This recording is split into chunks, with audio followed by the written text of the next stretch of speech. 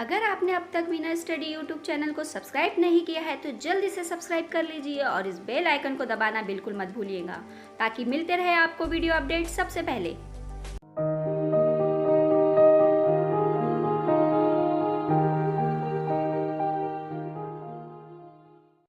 Hello friend, स्वागत है आपका विनर स्टडी में। फ्रेंड, आज के इस वीडियो में हम मैसूर पर किस तरीके से अंग्रेज अपना अधिकार स्थापित करेंगे ये देखेंगे। साथ ही हम 4 आंग्ल मैसूर युद्धों के बारे में भी यहाँ पे देखेंगे। हमने इसके पहले वाले वीडियो में देखा था कि किस तरीके से अंग्रेजों ने बंगाल पर अपना राज्य स्थापित किया। उन्होंने सबसे पहले कूटनीति करके प्लासी का युद्ध जीता, जिसमें सिराज से बिना ही युद्ध किए उसे जो है कलकत्ता मिल गया। लेकिन बक्सर के युद्ध में उन्होंने तो पूरा 3 शक्तियों को हरा दिए। हमने देखा था बक्सर के युद्ध में कि बंगाल का नवाब मीर कासिम, अवध का शुजाउद्दौला और मुगल बादशाह शाह आलम द्वितीय, ये तीनों शक्तियों को सैन्य शक्ति के द्वारा अंग्रेज हराकर बक्सर का युद्ध जीत लेते हैं। यानी कि देखो, पहले वाले युद्ध में तो सिर्फ कूटनीति करके जीतते हैं, लेकिन दूसरा युद्ध अभी उन्होंने सैन्य शक्ति का उपयोग करके जीता। तो इससे इस युद्ध के बाद उनका बहुत ही आत्मविश्वास बढ़ जाता है और उनकी विस्तारवादी नीति अब यहाँ से शुरू हो जाती है, क्योंकि तीनों जगह तो उन्होंने अपना अधिकार कर लिए। अभी उनका मेन फोकस रहेगा मैसूर, क्योंकि मैसूर पर ही अधिकार करने के बाद ही वो नीचे दक्षिण में अपना अधिकार कर पाएंगे। और बंगाल से उन्हें बहुत सारी संपत्ति हाथ लगी थी, बहुत सारा धन मिला था, जैसा कि हमने पिछले वीडियो में देखा था किस तरीके से वो बंगाल को लूट रहे थे। वहाँ से व्यापार करना उन्हें बहुत ही आसान हो रहा था और एक धनी राज्य जो था हमारा बंगाल, उसे पूरी तरीके से वो बर्बाद करने के पीछे पड़ गए थे अंग्रेज, और वहाँ से पैसा लूट कर अब वो दूसरी जगह दूसरे जो भारत के राज्य थे जिन पर उन्हें अधिकार करना था, वहाँ पे उस शक्ति का, उस पैसे का वो खर्च करना शुरू करेंगे। यहाँ पे इधर इनका बक्सर का युद्ध हो रहा था। उसी समय 1761 में हैदर अली सत्ता में आया था। तो थोड़ा सा हम हैदर अली के बारे में देख लेते हैं पहले। हैदर अली के पिता का नाम फतेह मोहम्मद थे और ये भी एक सैनिक थे, और इनका ही बेटा हैदर अली, जिनका जन्म बूढ़ी काटा में हुआ था। और हैदर अली जो थे पढ़े लिखे नहीं थे, अनपढ़ थे, और वो भी एक सैनिक के रूप में शुरुआती जीवन अपना शुरू करते हैं। और वो वहाँ से किस तरीके से धीरे धीरे आगे बढ़ेंगे वो हम अब देखते हैं। तो सबसे पहले हम ये देखेंगे कि मैसूर की स्थापना कैसे हुई। तो हमें पता है मैसूर की स्थापना वोडेयार ने की थी। इसके पहले हमने ये देखा था। तो मैसूर पर चिक्का कृष्णराज वोडेयार नाम का एक शासक था जो कि राज्य करता था। कुछ समय के बाद ऐसा हुआ कि वहाँ 2 भाई थे, नंदराज और देवराज। ये दोनों भाइयों के हाथ में जो है शक्ति चली जाती है। राजा तो चिक्का कृष्णराज वोडेयार रहता, लेकिन वो सिर्फ नाम मात्र का था, क्योंकि नंदराज जो था वो प्रधानमंत्री, उसके हाथ में वित्त प्रशासन के अधिकार आ गए थे। और देवराज जो भाई था उसके हाथ में सेनापति, वो सेनापति था, तो सैन्य अधिकार पूरे उसके हाथ में आ जाते। तो इन्हीं के अंदर हैदर अली नाम का एक सैनिक था। तो अब आपको यहाँ से थोड़ा सा समझ में आएगा कि राजा था चिक्का कृष्णराज वोडेयार, लेकिन वो नाम मात्र का था। उसके नीचे थे नंदराज और देवराज, 2 भाई, लेकिन वास्तविक शक्ति इनके हाथ में थी। और उसी के नीचे जो था हैदर अली था, जो कि एक सैनिक था। तो ये बहुत ही अच्छे से अपना काम करता है, सैनिक के रूप में शुरुआत करता है। हैदर अली की योग्यता के कारण वो धीरे धीरे ऊपर के पदों पर जाता है। 1755 में वो डिंडीगुल का सूबेदार बनाया जाता है नंदराज के द्वारा। तो आपको ये याद रखना है कि हैदर अली को डिंडीगुल का सूबेदार बनाया जाता है। जब वो सूबेदार बनता है तब वो एक आधुनिक शस्त्रागार की स्थापना करता है वहाँ पे। साथ ही अपनी सेना को यूरोपीय ढंग से निर्माण करता है। उसी समय पे 1759 में मराठों का मैसूर पर आक्रमण होता है, तब हैदर अली उस आक्रमण से मैसूर को बचाता है। और यही कारण था कि हैदर अली अब जो था नंदराज के और पास आ गया और हैदर अली को सूबेदार के पद से हटाकर नंदराज उसे सेनापति बना देता है 1761 में। जैसे ही हैदर अली 1761 में सेनापति बना, उसने नंदराज को हटाकर खुद शासक बन गया। ठीक है, तो इस तरीके से हैदर अली जो है एक सैनिक से अब खुद एक शासक बन गया। और धीरे धीरे यहाँ से उसने, देखिए 1761 ये डेट आपको याद रखिए। 1761 में हमने देखा था कि मराठा काल में इस समय वहाँ पे क्या हो रहा था, तो उस समय यहाँ पे पानीपत का तीसरा युद्ध शुरू था। उधर 1764 में बक्सर का युद्ध शुरू था। तो ये डेट आप याद रखिए कि कहाँ क्या हो रहा था, तो इससे आपको बाकी चीज़ें याद करने में आसानी होंगी। तो जो अंग्रेज थे वो बक्सर के युद्ध में बिजी थे, इधर हैदर अली शासन में आ गया। तो हैदर अली बहुत ही अच्छा एक योग्य प्रशासक था। उसने अपनी सेना को और मजबूत किया। उसे समझ आ गया था कि अब अंग्रेज लोग इधर मैसूर में आ सकते हैं, तो उसने अपनी सेना को तैयार करना शुरू कर दिया। साथ ही जिस तरीके से अंग्रेज अपना विस्तार कर रहे थे, उनकी नीतियाँ थी विस्तारवादी, उसी तरह हैदर अली की भी जो नीति थी वो साम्राज्य विस्तार की नीति थी। और यही कारण था कि निजाम और मराठा हैदर अली के विरुद्ध थे, क्योंकि उन्हें भी समझ में आ गया था कि धीरे धीरे ये बढ़ते बढ़ते हमारे तक आ सकता है। तो इसीलिए हैदर अली के विरुद्ध निजाम और मराठा था, क्योंकि वही उसके आजू बाजू के क्षेत्र थे। जैसे कि मैप में आप देख सकते हैं, ऊपर निजाम है और ये जो साइड में डॉट डॉट वाला रेड कलर में डॉट डॉट है, ये वाला अंग्रेज का प्रदेश है। तो इस कारण से ये निजाम मराठा जो थे इसके विरुद्ध थे। तो आंग्ल मैसूर युद्ध जो है टोटल 4 होते हैं। 4 में से 2 शुरुआती 2 में हैदर अली रहता है और उसकी मृत्यु हो जाती है दूसरे युद्ध में। तो वहीं पे टीपू सुल्तान आ जाता है दूसरे युद्ध में, और दूसरे तीसरे चौथे युद्ध में टीपू सुल्तान रहता है। तो पहला आंग्ल मैसूर युद्ध कैसा होता है, तो अंग्रेज क्या करते, एक नारा देते हैं। अंग्रेज बोलते हैं कि जितने भी छोटे मोटे शासक हैं सभी को बोलते हैं कि ये जो हैदर अली है ये अपनी विस्तारवादी नीति अपना रहा है, ये धीरे धीरे अपने राज्य का विस्तार कर रहा है, तो ये किसी के भी हित के कारण नहीं है, आप लोगों को इससे नुकसान होगा। और इसी कारण निजाम और मराठाओं को अपने साथ में लेकर प्रथम आंग्ल मैसूर युद्ध होता है।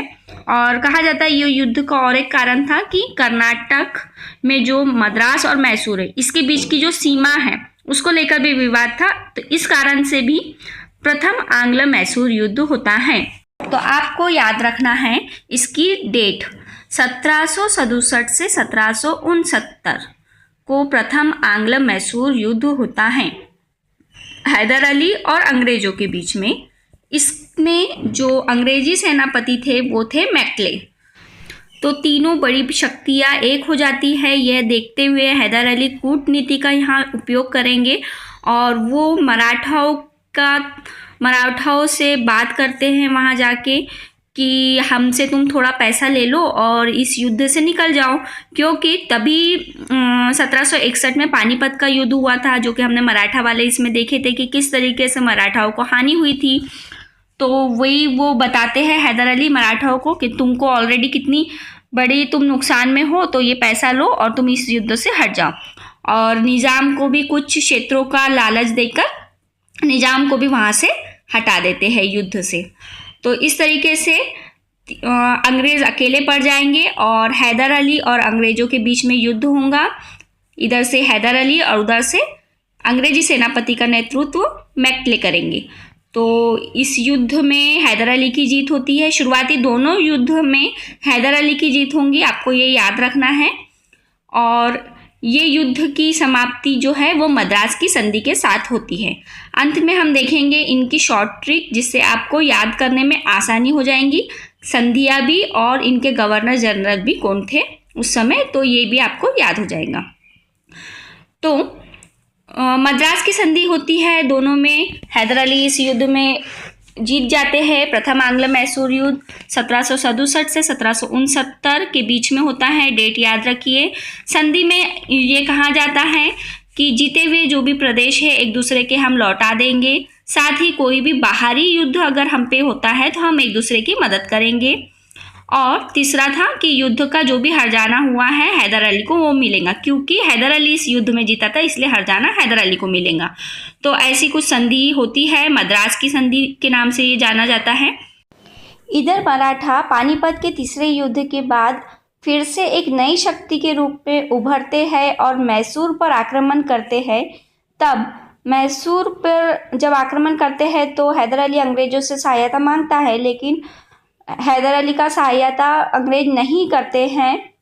तो इससे हैदर अली बहुत ही क्रोधित होता है। साथ ही आप ये मैप देखिए, मैप में आपको यहाँ दिख रहा है मैसूर और यहाँ पे बाजू में है माहे बंदरगाह।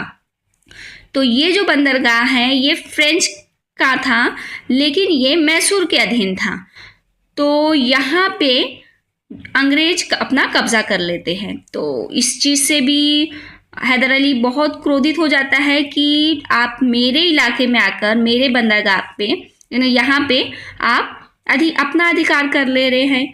तो इससे भी हैदर अली उनके खिलाफ हो जाता है और इसी कारण से कर्नाटक पर हमला करता है हैदर अली निज़ाम और मराठाओं के साथ मिलकर। तो दूसरा युद्ध यहीं से शुरू होता है। 1780 से 1784 के बीच में ये युद्ध होगा। इसमें गवर्नर जनरल रहेंगे वॉरेन हेस्टिंग, ठीक है। तो आपको ये याद रखना है। पहला युद्ध 1767 से 1769, पहला युद्ध मद्रास की संधि के साथ खत्म हुआ था।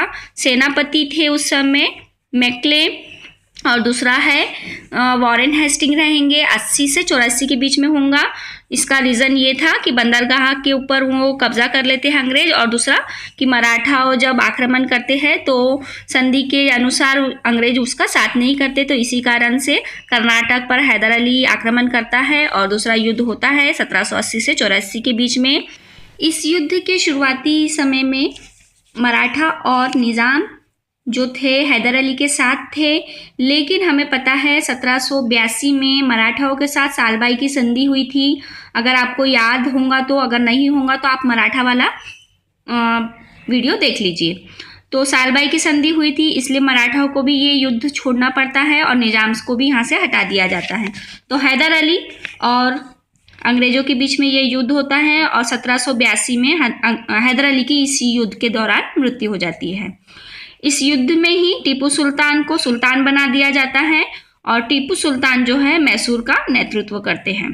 दूसरा आंग्ल मैसूर युद्ध भी मैसूर के ही तरफ से होता है और अंत में टीपू सुल्तान इस युद्ध में विजयी होता है और इसमें मंगलोर की संधि हो जाती है। तो पहले युद्ध में मद्रास की संधि, दूसरे में मंगलोर की संधि हुई। तो इस संधि में जीते हुए प्रदेश एक दूसरे के हम वापस करेंगे ऐसा कहा जाता है और कर देते हैं। साथ ही टीपू ने जो अंग्रेजी कैदियों को कैदी बना लिया था अंग्रेजों को, तो उन्हें वो छोड़ देगा ऐसा भी कहा जाता है। यानी ये वाला युद्ध भी जो था टीपू के ही तरफ से था, अंग्रेजों को इसमें भी कुछ प्राप्त नहीं होता है। इस युद्ध के बाद टीपू ने फिर से अपनी सेना को आधुनिक बनाने का प्रयास किया। उसने फ्रांस लोगों के साथ फ्रांसों की मदद लेना चाहा, सुधारवादी नीति अपनानी चाहिए। तो बहुत से ऐसे कारण थे जिसके कारण तीसरा युद्ध होना ही था, लेकिन इसका एक प्रमुख कारण ये था कि टीपू सुल्तान ने त्रावणकोर पर आक्रमण किया था, जो कि अंग्रेजों का मित्र राज्य था। तो त्रावणकोर पर टीपू ने आक्रमण किया, इसलिए तीसरा मैसूर युद्ध हुआ अंग्रेज और टीपू सुल्तान के बीच में। तीसरा मैसूर युद्ध 90 से 92 के बीच में हुआ। इस समय गवर्नर जनरल कॉर्नवालिस थे। तो आपको ये याद रखना है 90-92 और गवर्नर जनरल कॉर्नवालिस। तो इस युद्ध में टीपू सुल्तान की हार होती है और इसमें श्रीरंगपट्टनम की संधि होती है। पहले में मद्रास, दूसरे में मंगलोर और तीसरे में श्रीरंगपट्टनम की संधि होती है। तो इस संधि में तो अब सब अंग्रेजों के तरफ से रहेगा और टीपू के विरुद्ध से रहेगा, क्योंकि टीपू इसमें हारा है। तो टीपू को अपने आधे से ज़्यादा राज्यों को जो है अंग्रेजों को देना पड़ा। साथ ही टीपू के 2 बेटों को अंग्रेजों ने बंधक बना लिया और टीपू से 3 करोड़ रुपए की भी मांग की थी। टीपू से जो राज्य जीते थे, जिसमें मालाबार, बारामहल और डिंडीगुल थे, वो राज्य अंग्रेजों ने अपने पास रखे, जो कि ज़्यादा महत्वपूर्ण थे, और मराठों को तुंगभद्रा दे दिए और निजाम को कृष्णा नदी वाले क्षेत्र दे दिए। यानी ये तीनों मिलकर इस युद्ध को लड़े थे। अंग्रेज, मराठा, यानी इन लोगों से कहा गया था कि हम जीतने के बाद आपको कुछ प्रदेश देंगे, लेकिन जो कम महत्व के थे वो प्रदेश मराठा और निजाम को दे दिया गया है, और ज़्यादा महत्वपूर्ण प्रदेश जैसे कि मालाबार तट, बारामहल और डिंडीगुल अंग्रेजों ने अपने पास रख लिए। और श्रीरंगपट्टनम की संधि के तहत ये सब हुआ है, तो ये भी आपको याद रखना है। लेकिन टीपू को पता था कि ये संधि ज़्यादा दिन तक नहीं रहेंगी और युद्ध होगा ही, इसलिए टीपू ने यहाँ से अपने आप को ज़्यादा और भी विकसित करना शुरू कर दिया। सैनिकों को और अच्छे से बढ़ाना शुरू कर दिया। उसने जल सेना का भी निर्माण किया और साथ ही टीपू ने नेपोलियन को एक पत्र लिखा था इसी युद्ध के बाद, जिसमें नेपोलियन ने भी कहा था कि हम तुम्हारी मदद करेंगे। तो लेकिन वो नहीं कर पाते हैं, क्योंकि फ्रांस की कुछ कमजोरी के कारण कहा जाता है कि उसकी जल सेना उतनी ज़्यादा उस समय ठीक नहीं थी स्थिति में, तो जिस कारण से वो यहाँ पर नहीं पहुँच पाई और चौथे आंग्ल मैसूर युद्ध में टीपू का साथ किसी भी यूरोपीय शक्ति ने नहीं दी। टीपू के बारे में अगर हम थोड़ा सा देखें तो टीपू का जन्म 1750 में हुआ था। इसका नाम फतेह अली टीपू था और टीपू को दुनिया का पहला मिसाइल मैन कहा जाता है। ये अभी आपको याद रखना है, क्योंकि टीपू ने दुनिया का पहला मिसाइल बनाया था, जिसे बाद में लंदन के साइंस म्यूजियम में रखा गया है। और टीपू ने जो है चाइना, बर्मा, अरब, काबुल, फ्रांस में अपने दूत भेजे थे, जिससे मदद हो सके उसे, क्योंकि यहाँ तो कोई उसकी मदद नहीं कर रहा था, क्योंकि उसकी विस्तारवादी नीति के कारण, ना ही मराठे ना ही निज़ाम, क्योंकि उन्हें भी पता था कि इसकी नीति जो थी विस्तारवादी थी और इसी कारण से उन लोग इसकी सहायता करने के लिए रेडी नहीं हुए थे। टीपू ने आधुनिक कैलेंडर बनाया था, सिक्का ढलाई की थी, नापतोल की नई प्रणाली शुरू की थी, साथ ही जेकोबियन क्लब का वो सदस्य था और बहुत सारे ऐसे काम किया था जो कि आधुनिकीकरण का, यानी उसमें कितना नई नई तकनीकों का उसने उपयोग किया, यूरोपीय तरीके से अपनी सेना बनाई। तो इस तरीके से कहा जाता है कि एक बहुत ही अच्छा शासक जो था टीपू सुल्तान। फ्रांस के साथ जो पत्र व्यवहार हो रहा था, इसके बारे में अंग्रेजों को पता चल गया था और उस व्यवहार को बंद करने के लिए टीपू सुल्तान को कहा गया था वेली जेली के द्वारा, और जिसके लिए साफ टीपू सुल्तान ने मना कर दिया था। और चतुर्थ आंग्ल मैसूर युद्ध 1799 को हुआ।